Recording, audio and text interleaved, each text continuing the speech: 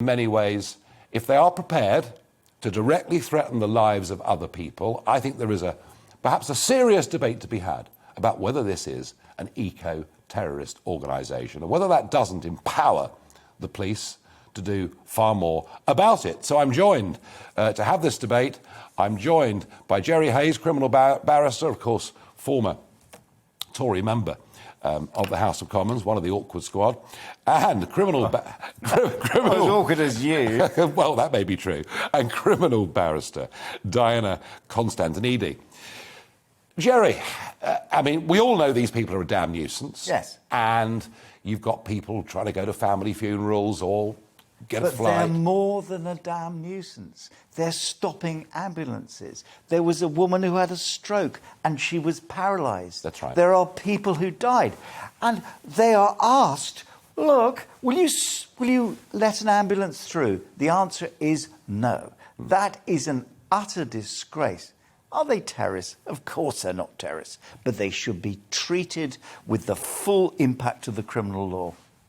Well, you say that, but what is the criminal law in this case? Because, I mean, we've heard about the government seeking injunctions. We've heard Boris gets up at the Tory you can't believe a word Boris Johnson No, well, come on. I generally try not to. Of course you don't. It's all rubbish. It's all right. And Priti Patel will be there when the first person is arrested. At the end of the day, how do we stop this particular problem? Yeah, you tell me. And we make it a criminal offence which is imprisonable. Simple and as straightforward as that. What would... So, OK.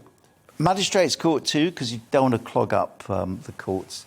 So you don't think they should be classed as terrorists? I understand that. No. But what piece of legislation do the police need? How do we get the... I mean, as I say, one of those protesters arrested 5 times in 10 days. That's ludicrous. But you see, you've actually summed it up. You answered your own question.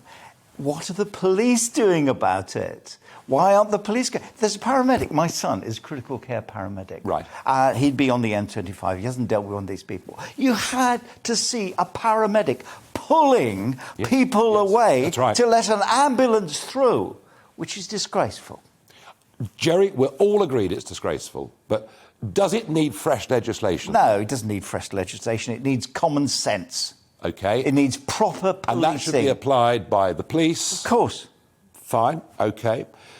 But I'll tell you one thing they've done. They gave the Tory party conference something to cheer about.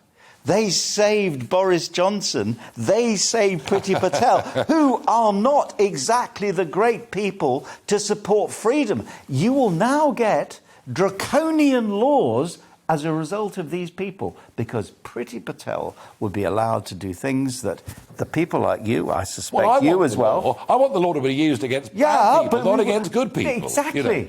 Well, I still disagree, Jerry. I still think there are grounds, and they may be slightly marginal, but I've read the words in the Act. Diana, what do you think? I mean, Jerry says tougher sentencing. I think we're all agreed here. They're a damn nuisance. And by the way, they're not doing their own cause any good. No. I mean, this is not bringing greater sympathy. No. You know, and when you hear the rest of the stuff they stand for, like the sequestration of assets and all, I mean, it's a Marxist organisation. But would it be useful, in some circumstances, for the police to be able to use some of the powers that they've got under the 2000 Terrorism Act? Definitely. So if I can just put some facts in place, which is very helpful, and there's some key words here that are buzzing. First of all, not allowing the ambulance to enter the M25 because of advancing their own ideological cause, whether that it's an eco-friendly ideological cause, it doesn't really matter for Terrorism Act itself. In 21st of September, there's been a court order telling them that forbidden to go to M25, and actually there is 9 forbidden points. And that was the injunction, yeah? That's the injunction. And on the 5th of October, the court upheld that order, saying that this is right, you're not allowed to go to M25, and there's a trial pending now, and that is enforced until the 21st of May 2022, this order. Yeah, but they're still on the road. Yeah. They're still stopping people. So you can talk about terrorism as much as you like. You can talk about terrorism. This is about police action. But, OK, but we could argue the police took some action here, but the legal process is taking time, whereas under the Terrorism Act, the police have the powers to act. Now, you know, there may be some dangers now. So what would you advocate that the police should be able to do?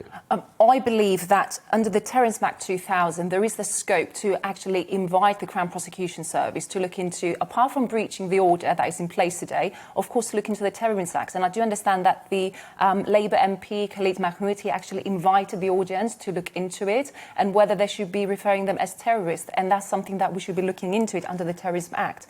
Because, as you said, Section 1, subsection 2 actually talks about it, which is endangering a person's life other than the person committing the action. And that is in place. The ambulance, the woman that had a stroke. But how do you deal with it now? There are not enough police officers. But this is the question, right?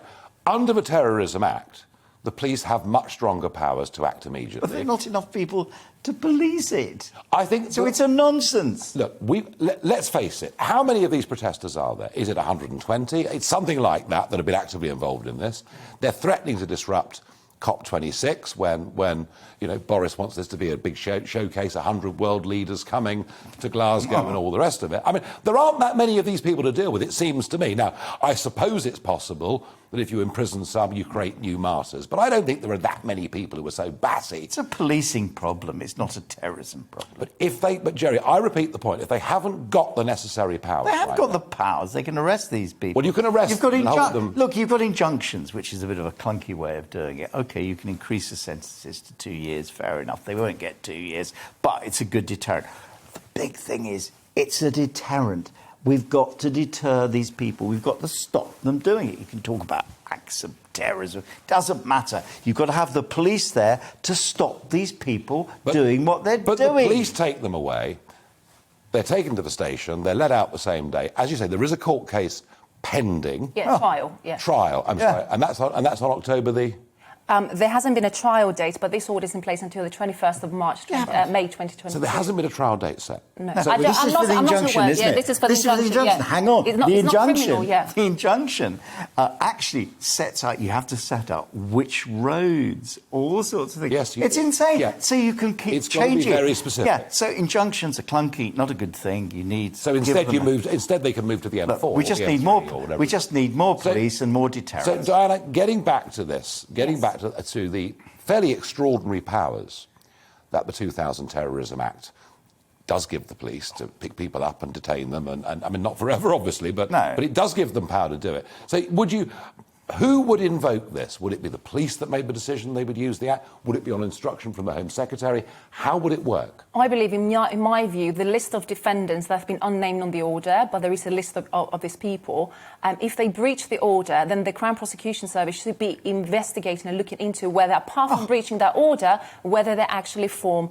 so would it be the CPS then that would advise? Well, no, this is all about advice. Look, there are people on the road. Right. How do we get them out of the road? If the Home Secretary or the CPS say there is a case here to invoke the Terrorism Act, there is a case to do it because other people's lives are being directly put at threat. Indeed, and yes. some of their, one of their leading spokespeople has advocated that's what they would do. Presumably then that instruction goes to the police that they can arrest people quoting that act. So would it be the Home Secretary's responsibility to do this? I mean, I'm asking Jerry. Does it matter? Yeah, I think it does. It doesn't. Look, people don't give a damn about these things. They want to get to their work. They want their families to go to hospital. Right. They want the ambulances to go through. They don't want to talk about, could this be the CPS can look at this and say, no, they want action. And we haven't got action at the moment, and that's bad policing. But if we were to invoke... It wouldn't make any difference at all. You still need the police officers to enforce it, don't you? And it's not just that, it's accountability as well. It's for those people to be held accountable because I do understand that in one of the television shows, they did actually, the leader of this group said that he was aware that this woman had a stroke and he still insisted of not allowing her to go through. Yes. He was asked as to whether there was a kid that had to go to chemotherapy and he said, no, I wouldn't allow the kid to go to chemotherapy. So there is the intention but that's months of endangering after the event. A person's life. So, it's months after the event. But if the Act was invoked, the police could act pretty much immediately. Well, they can act now. And under the Terrorism Act, get them in court the next day. Well, Jerry, I understand your point. Look, I want action, like I'm not you do. asking for, by the way, I'm not asking for new legislation. No. Because there's so much legislation on the statute book already. All three of us want the same thing. We want the roads to be clear. We want people to go to hospital. We want people not to be interrupted with their daily business. That's the most No, we important agree thing. on that. We're agreed. We agree on that. And there was a Else? bit more into that as well.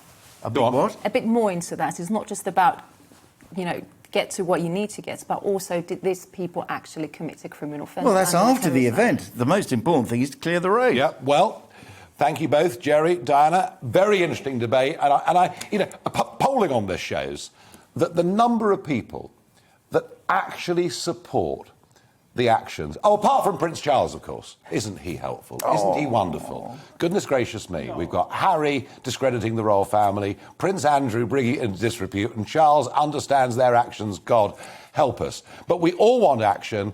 I think there is actually room, genuinely room, and I hope somebody raises this question in the House of Commons and says to Priti Patel, come on, you keep talking about injunctions. What about the legislation that is here in this Act when it's pretty clear their stated aims? They couldn't care less who dies as long as they attempt to get their point across, which, of course, they always singularly fail to do.